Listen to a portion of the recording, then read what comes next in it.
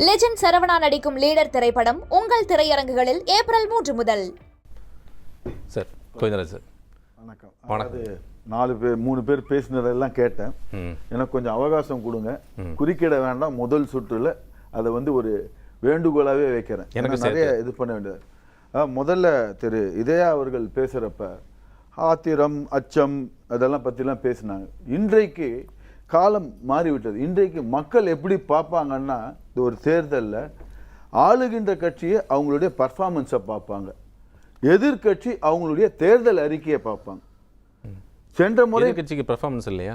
எதிர்கட்சி தேர்தல் அறிக்கை அவங்க ஆட்சிக்கு வருவதற்கு அவங்க என்னென்னலாம் செய்ய what they will do if they are elected அப்படின்னு தேர்தல் அறிக்கையை தான் பார்ப்பாங்க. சென்ற தேர்தலில் இதுதான் பார்த்துட்டு இருந்தாங்க. சென்ற தேர்தலில் ஆளுகின்ற கட்சி எடப்பாடி அவர்கள் பர்ஃபார்மன்ஸை பேஸ் பண்ணதுனால தான் அவருக்கு 74 சீட்டு கூட்டு எதிர்கட்சி அந்தஸ்து கொடுத்துருந்தாங்க. அந்த எதிர்கட்சிக்கு அந்தஸ்து கூட வராத இருந்தது திமுக. அவங்க ஆட்சி பர்ஃபார்மன்ஸ் அதுக்கு முன்னாடி எப்படி இருந்து அது கூட வரல. ஆனால் சென்ற 2021 தேர்தல் அறிக்கையில் செயல்படுத்த முடியாத வாக்குறுதியெல்லாம் கொடுத்து, போலி வாக்குறுதியெல்லாம் கொடுத்து ஆட்சி கட்டில் அமர்ந்தாங்க. இது சென்ற இது நடந்தது. இப்போ இந்த பர்ஃபார்மன்ஸ் பேஸ் பண்ணிக்கிட்டு வாக்குறுதியை பேஸ் பண்ணி தான் மக்கள் முடிவெடுப்பாங்க.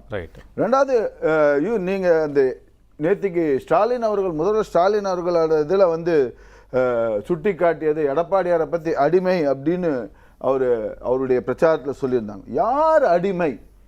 அவர் இன்னொன்று சொன்னார், இவர் இபிஎஸ் சங்கி அப்படின்ற மாதிரி ஒரு வார்த்தையும் அதுவும் உபயோகப்படுத்த முதல்வர் அவர்கள்.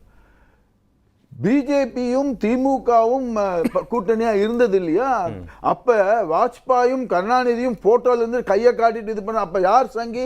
கருணாநிதி சங்கி இல்லையா? அப்ப அதுக்கு சார் ஒரு நிமிஷம், அதுக்கு RS பாரதி அவர்கள் இன்னைக்கு பிரஸ் மீட்ல செய்தியாளர் கேட்டப்போ என்ன பதில் சொன்னார்னா, நாங்கள் சொன்னதன் அடிப்படையில் அவங்க இங்க எங்க கிட்ட கேட்டாங்க, அந்த ஒப்புதல் கேட்டாங்க, நாங்க கொடுத்தப்போ அவங்கள்ட்ட காமன் மினிமம் ப்ரோக்ராம் இருந்தது, உங்களால சொல்ல முடியுமா? இன்றைக்கு இருக்கக்கூடிய காமன் மினிமம் ப்ரோக்ராம் ஏன் வந்துச்சு? அது கூட்டணி ஆட்சியா இருந்துச்சு. இன்றைக்கு பிஜேபி எங்க கூட்டணி, அதாவது மத்தியில சொல்றேன், தனிப்பெரும்பான்மையோட ஆட்சி இருக்குதுங்க. அவங்களுக்கு என்னதுங்க காமன் மினிமம் ப்ரோக்ராம்? தனிப்பெரும்பான்மை ஆட்சி இருக்கிறப்ப எதுக்கோசம் அதெல்லாம்? ஒரு கூட்டணியா இருக்கிறப்ப தான் காமன் மினிமம் ப்ரோக்ராம் செயல்பாட்டுக்கு வரும். கொஞ்சம் அமைதியா இருங்க, நீங்க அப்புறமா பேசுங்க. அப்ப ஒரு கூட்டணியா இருக்கப்பதான் காமன் மினிமம் ப்ரோக்ராம் வரும். மைனாரிட்டி கவர்மெண்ட், நீங்க தனிப்பெரும்பான்மை சார் எப்ப இப்ப ஆமா இப்ப அது அதனாலதான் இவங்க இது பண்ணிட்டு இருக்காங்க. இப்ப இருக்கிறது மைனாரிட்டி. அதுவும் பாத்தீங்கன்னா ஒரு குறிப்பிட்ட ஒரு சின்ன இதுல தான் இதுவாயிட்டு இருக்குது. அது ஏற்றுக்கொள்கிறேன். ஆனா ஒரு மெஜாரிட்டியா ஆட்சி இருக்கிறப்பதான் இந்த காமன் மினிமம் ப்ரோக்ராம் வரும்ன்றதை சுட்டி காட்டுறேன். அடுத்தது, நீங்க சுருக்கு பை இதெல்லாம் போட்டு சொல்லிட்டு இருந்தீங்க. முதல்வர் சுருக்கு பைய கூட திருடிட்டு போயிடுவாங்கன்னு. இந்த கிட்னியே திருடுற கூட்டம் இது. அந்த கிட்னி திருடுற கூட்டத்தில் இருக்கக்கூடிய அந்த எம்எல்ஏக்கு மீண்டும் பதவி கொடுத்திருக்கிறாங்க. அந்த கிட்னி திருடிய அந்த மணச்சநல்லூர் எம்எல்ஏ திரு கதிரவனுக்கே மீண்டும் வாய்ப்பை கொடுத்திருக்கிறாங்க. அப்ப மீண்டும் மக்கள் கிட்னியை திருடுறதுக்கு ஒரு ஊக்குவிக்கிறாரா முதல்வர் அவர்கள்? இதெல்லாம் மக்கள் பார்ப்பாங்க. அடுத்தது, ரஜினி அவர்கள் பேசும்போது மன்னர் ஆட்சியை பற்றி சொல்லிட்டு இருந்தார். மன்னர் ஆட்சினா என்னன்றது அவருக்கு சொல்றேன். தாத்தா, மகன், பேரன், கொள்ளு பேரன், அப்படியே சந்ததியாக வருதுதான் மன்னர் ஆட்சி. தாத்தா இருந்தார் கலைஞர் கருணாநிதி, மகன் வந்தார் மு.க. ஸ்டாலின், பேரன் வந்தார் உதயநிதி ஸ்டாலின், அடுத்து கொள்ளு பேரன் இன்பநிதி ஸ்டாலின். இது டைனாஸ்டியா தெரியலையா? இது ஒரு மன்னராட்சி நடைமுறையா தெரியல? மன்னராட்சி எப்படி இருக்கும்? ராஜேந்திர சோழன், ராஜராஜ சோழன், அப்படி அந்த பரம்பரையா தான் வந்துட்டு இருக்குது.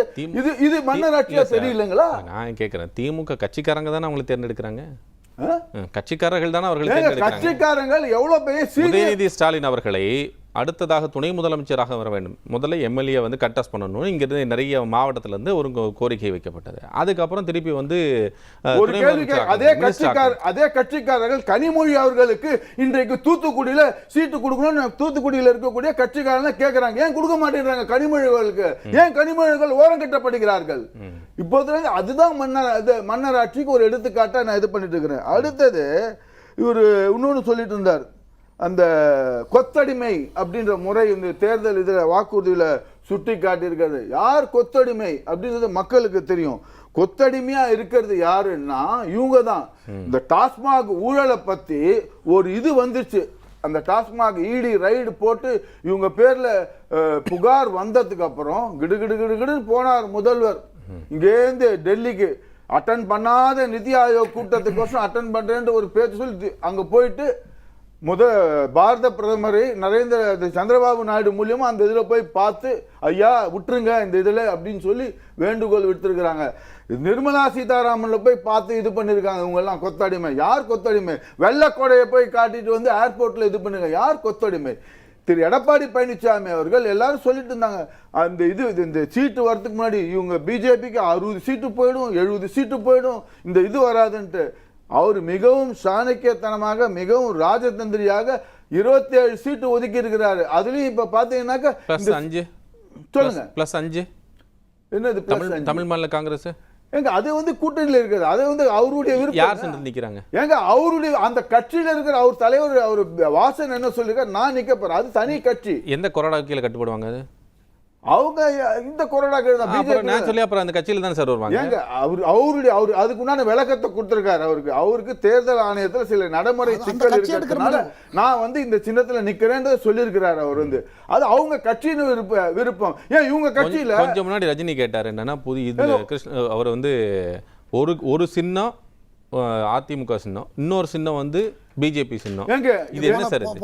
என்ஜேகே கேண்டிடேட் இவருக்கு என்ஜேகே கேண்டிடேட்ல ஐயா திரு பாரிவேந்தர் ஐயா ஐஜேகேல ஐயா திரு பாரிவேந்தர் ஐயா ரெட்டையில தான் நிக்கிறார். 2 தொகுதியிலும் நிக்கிறார். ரெட்டையில பல்லாவரம் தொகுதியிலும் குன்னத்திலும் நிக்கிறார். அது தெரியல தம்பி ரஜினிக்கு. அவங்க இப்ப இந்த சின்னத்துல நிக்கிறாங்க. இவங்க கட்சி போல கமலஹாசனை எல்லாம் உதயசூரியன்ல நில்லுன்னு சொல்லிட்டு அவர் ஆள விடுறா சாமி நமக்கு வேண்டாம்னு சொல்லி அவர் தப்பிச்சுன்னு போயிட்டாரு. அவரு சார் மதிமுக 3 பேர் நிக்கிறாங்க சார். ஏங்க மதிமுக இன்னைக்கு புதுசா இதுதான் கொத்தடிமை. கூட்டணி கட்சிகளை தன் வசம் வைப்பதற்கு கொத்தடிமையாக இருப்பெல்லாம் திமுக. நீங்க பேசு எடப்பாடி பழனிசாமி அவர்கள் தெளிவாக என்ன சொல்லியிருக்காரு முடிச்சிடுறேன். அவர் என்ன சொல்லியிருக்காரு, நாங்கள் எங்கள் கூட்டணி கட்சிகளை யாரையும் நிர்பந்திக்கவில்லை, அவர்களை கட்டாயப்படுத்தவில்லை, அவர்கள் விருப்பப்பட்ட சின்னத்தில் நிற்கலாம்னு அவர் தெளிவா சொல்றாரு. அவர் தெளிவா பத்திரிகையாளர் சந்திப்பு சொல்லியிருக்காரு. இதே போல ஒரு இது திமுக என்ன சொன்னாங்களா, நீங்க இதுல தான் நிக்கணும், உதயசூரியன்ல தான் நிக்கணும் அழுத்தம் தள்ளதுனால கமலஹாசன் அவர் தேர்தலே சந்திக்காத நான் அப்படி ஜகா வாங்கிட்டாரு. நீங்க சொல்ற கணக்குப்படியே பார்த்தா கூட அவரை வந்து கை சின்னத்தில் நிக்க சொல்லலையே, உதயசூரியன் சின்னத்தில் தான் நிக்க சொன்னாங்க. கூட்டணி கட்சியோட தலைமையாக இருக்கக்கூடியது திமுக. இந்த பக்கம் கூட்டணி கட்சியோட தலைமையாக இருக்கக்கூடியது அதிமுகவுடைய சிம்பல்ல நிக்கிறதான பிரெஃபரன்ஸா இருக்கும். அப்ப நீங்க இன்னும் கொஞ்சம் கூடுதலான தொகுதியில் நிக்கிறதாக தான் கணக்குல எங்க அவர் வந்து ஃபுல் அட்டானமி கொடுத்திருக்கிறாரு. எங்க கூட்டணி கட்சிகளை நாங்கள் அவங்களை சுதந்திரமாக செயல்படுவதற்கு நாங்கள் அவங்களுக்கு முழு சுதந்திரத்தை கொடுத்திருக்கிறோம், அவங்க விருப்பப்பட்ட சின்னத்தில் நிக்கலாம். எடப்பாடி பழனிசாமி அவர்கள் புலம்ப ஆரம்பிச்சிட்டாரு. அதுவும் எந்த மாதிரி புலம்புன்னா திராவிட மாடல் காப்பி அந்த திட்டங்கள்லாம் காப்பி அடிச்ச திட்டங்கள் அப்படின்னு சொல்ற அளவுக்கு அவர் புலம்ப ஆரம்பிச்சிட்டாருன்னு முதலமைச்சர் ஸ்டாலின் விமர்சனம் வைக்கிறார். அவர் ஒன்றும் புலம்பிட்டு இருக்கிறது யாருன்னா இவங்க தான், திமுக தான். உதயநிதி ஸ்டாலின் அவர்கள் தான் புலம்பிட்டு இருக்கிறாரு. அவங்க என்ன புலம்புறாருன்னா வேற எதுவும் கிடையாது. அவங்களுக்கு திருப்பி என்ன ஒரே அரைச்சமாவே அரைக்கிறது என்ன, பிஜேபிக்கு அடிமை, அதுக்கப்புறம் எடப்பாடி 10 தோல்வி எடப்பாடி, அதுக்கப்புறம் தகுந்தபாடி, இதெல்லாம் தான் அவங்க சொல்லிட்டாங்க. வேற என்ன இவங்க செய்யக்கூடிய சாதனைகள் குறித்து வாக்கு வாங்க வேண்டியது தானே. அதை பத்தி எதனா பேசுறார்களா? ரஜினி சொன்னாங்க திருவாரூர்ல என்ன சொன்னார், திருவாரூர்ல வந்து இந்த விமர்சனத்துக்கு அப்புறம் இத்தனை திட்டங்கள் சிப்காட்டை பத்தி சொன்னாரு. அதே சிப்காட் திருவண்ணாமலையில் என்ன நடந்துச்சு அவருக்கு சுட்டிக்காட்டு நினைவு காட்டு. சிப்காட் திருவண்ணாமலையில் என்ன நடந்துச்சு, போராட்டம் நடந்துச்சு. குண்டர் சட்டத்தை போட்டாங்களா இல்லையா விவசாயிகளை? அப்ப மட்டும் சிப்காட் வந்து அவங்க விரிவாக்க வச்சுட்டாங்களா? ஒரு இதுனா எல்லாமே நியாயமா இருக்கணும். அதே சிப்காட்டுக்கு அதுக்கு வந்து சிப்காட் நிலங்கள் இது பண்ணணும்னு சொல்லிட்டு எல்லா விவசாய நிலங்களையும் போட்டு குண்டர் சட்டத்தை போட்டாங்களா இல்லையா? அப்ப ஏன் இது போல செய்கிறார்கள்? இவங்களுக்குள்ளதான் எல்லாம் வெத்து விளம்பர மாடல், போட்டோ ஷூட் மாடல் எதுவுமே ஒண்ணு இல்லை. இது காலி பெருங்காய டப்பா. அதுதான் இவங்களுடைய இது இல்ல சார். அவர் ரொம்ப நெகிழ்வு தன்மையா இருக்கிறதுனால தான் அவரை வந்து ரொம்ப ஈஸியா பாஜக வந்து கைக்குள்ள வச்சிருக்காங்க அப்படின்னு சொல்றாரு. யாருங்க நெகிழ்வு தன்மையா இருக்க? அவர் மீண்டும் நான் குறிப்பிடுகிறேன், அவரு தெள்ள தெளிவாக அவருடைய சீட்ஸ் இதுல ஷேரிங்ல இந்த வாட்டி எல்லோரும் பாராட்டக்கூடிய லெவலுக்கு இன்னைக்கு சீட் ஷேரிங் போட்டு இது பண்ணுங்க. 60 சீட்டு 20 சீட் ஊடகங்கள் வந்து இன்னைக்கு எவ்வளவு வந்து 27 சீட் வந்திருக்கு. அதுல கூட நான் ரொம்ப கௌரவமா சொல்லிட்டேன். இந்த முதலமைச்சர் அவர்கள் திமுக தலைவர் சொன்ன வார்த்தை நான் அப்படியே படிக்கிறேன். அவர் சொன்ன வார்த்தை, அந்த அளவுக்கு பழனிசாமி ஈஸியா மிரட்டி தன்னுடைய அடிமை கூட்டணியா வச்சிருக்கு பாஜக. அந்த என்டிஏ கூட்டணிக்கு ஒரே ஒரு நோக்கம் தான் இருக்கு, அது தமிழ்நாட்டோட வளர்ச்சியை தடுக்கணும். யார் வயிறு எரிஞ்சா என்ன, உங்க வயிறு நல்லா இருந்தா போதும், அதுதான் என் நோக்கம் அப்படின்னு சொல்றாங்க. இதெல்லாம் அதாவது அவங்க பாஷையிலேயே சொல்றாங்க, அவங்க தலைவர் சொல்லக்கூடிய பாஷைனா சும்மா வாய் புளித்ததோ மாங்காய் புளித்ததோன்ற மாதிரி அவர் இது போல சொல்லியிருக்காரு. எங்க மத்திய அரசு தமிழகத்துக்கு என்னங்க செய்யல, என்ன செய்யல? இவங்க மத்திய அரசு செய்யக்கூடிய எல்லா திட்டத்தையும் இவங்க ஸ்டிக்கர் போட்டுக்கிறாங்க, எல்லாம் செஞ்சுட்டு தான் இருக்கிறாங்க. எந்த ஒரு நிதி ஸ்டிக்கருக்கெல்லாம் போட்டு ஸ்டிக்கரை போட்டு இது பண்ணிட்டு இருக்கிறாங்க. அவர் வந்து கொத்தடிமையோ இல்லை இதுவோ அவருக்கு வேற வழியே கிடையாது. வேற என்னத்த சொல்லி அவங்க கேட்பாங்க? திருப்பி மீண்டும் என்டிஏ கூட யார் கூட கூட்டணி வச்சா என்ன? ஒரே ஒரு இங்க சுட்டி காட்டு இவங்க சொல்றாங்கல்ல காங்கிரஸ் கட்சி கூட கூட்டணி இருக்குன்ட்டு, அது வந்து கட்டாய கல்யாணம் போல ஒரு கட்டாய கூட்டணி. இதுவரைக்கும் திரு ராகுல் காந்தி அவர்கள் இந்த கூட்டணி முடிஞ்சது பிற்பாடு அவர் ஏதாவது அறிக்கை விட்டு சந்தோஷப்பட்டு ஏதாவது அறிக்கை விட்டாரா? இங்க பக்கத்துல அருகில் இருக்கக்கூடிய கேரளாவுக்கு போயிருக்காரு, 4 முறை போயிருக்காரு பிரச்சாரத்திற்கு. இங்க எவ்வளவு முறை பிரச்சாரத்துக்கு வந்திருக்காரு அவரு? இன்னும் அவங்களுடைய இதுவே இது இங்க எவ்வளவு முறை வந்திருக்காரு? கூட்டணி இன்டாக்ட் இதுல இருந்தே தெரியுதா என்ன எங்க இன்டாக்டா இருக்குதுன்றது? அதாவது மீண்டும் குறிப்பிடுறேன், யாரு மினிஸ்டர் திமுக மினிஸ்டர் எதிர்த்து ஏன் நிக்கலன்னு சொல்லி இது பண்றதுக்கு கொளத்தூர்ல டிஎம்கே சீஃப் மினிஸ்டர் எதிர்த்து அதிமுக சந்தான கிருஷ்ணன் அவர் நிற்கிறார். சேப்பாக்கத்தில் உதயநிதி எடுத்து ஆதி ராஜாராம் நிற்கிறார். திண்டுக்கல்ல ஐ பெரியசாமியை எதிர்த்து அதிமுக திண்டுக்கல் சீனிவாசன்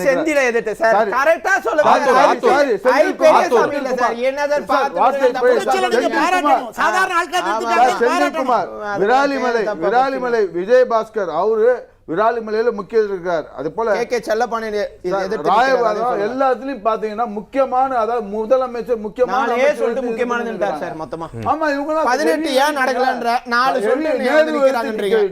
எல்லாத்தையும் நிக்க வச்சுட்டு தான் இருக்கிறாங்க. இவங்க சும்மா எடுத்து அள்ளி விடக்கூடாது, முக்கிய எல்லாத்துலயும் நிக்க வச்சுட்டு இருக்காங்க. இறுதி கருத்து என்னன்னு சொல்றதுன்னா, மீண்டும் சொல்கிறேன், இவர் சொன்னார் வாக்குறுதியை பத்திட்டு ஒரு இதை சுட்டி காட்ட விரும்புறேன். இவரு அதாவது இதை பற்றி இந்த வாக்குறுதி சேமிப்பு கிடங்கு அங்கங்க போனார் திருவாரூர்ல, இந்த நெல் மணிகள் நெல் கதிர்கள்லாம் மழை காலத்துக்கு அதிமுக வாக்குறுதியில் சேமிப்பு கிடங்கு குளிர் பதன கடன்கள் போடுவோம்னு சொல்லியிருக்காங்க. எதனா விவசாயிகள் மீது அக்கறை இருந்துச்சுன்னா இவங்க ஏன் அதை பண்ணல? அங்க போய் அதை பண்றதுக்கு எதுவுமே கிடையாது. அதை பத்தி விவசாயிகளை பத்தி பேசுறதுக்கு கொஞ்சமும் தகுதியற்றவர்கள் திமுக. விவசாயிகளை குண்டர் சட்டத்திலே அவர்களை உள்ள போட்டது திமுக. அதனால மக்கள் ஒரு நாள் ஆய ஜந்தர் மந்தர்ல சந்திக்காத ஒரு பிரதமர் அதை முடிவு செய்து விட்டார்கள். விவசாயிகளை பத்தி பேசுறீங்க. இந்த டைனாஸ்டி, இந்த மன்னராட்சியை முடிவுக்கு கொண்டு வரதுக்கு மக்கள் தீர்மானித்து விட்டார்கள். இந்த ஆட்சியை ஒரு நாளும் மக்கள் ஏற்றுக்கொள்ள மாட்டார்கள். இந்த தேர்தலிலே பிரதானமாக இருப்பது இந்த தேர்தல் கதாநாயகனான தேர்தல் அறிக்கை. இந்த காமெடி தேர்தல் அறிக்கை கதாநாயகனை எங்க கிட்ட தூக்கிங்க? அந்த வார்த்தையை கூட காப்பி பேஸ்டா காமெடி தேர்தலை யாரும் ஏற்றுக்கொள்ள மாட்டார்கள். அது வந்து ஹீரோயின் தேர்தலில் அது ஹெராயின் தேர்தல் அறிக்கைன்னு இன்னைக்கு கூட நயனார் நாகேந்திரன் சுட்டி காட்டியிருக்கார். அது போல தேர்தல் அறிக்கை யாரும் சொல்லுங்க சார். அங்கே கோஷ்டி பூசல் அவர் இதை சொல்ல வந்து திமுக எஸ்.ஆர். ராஜா அவரு கோஷ்டி பூசல் ஆகி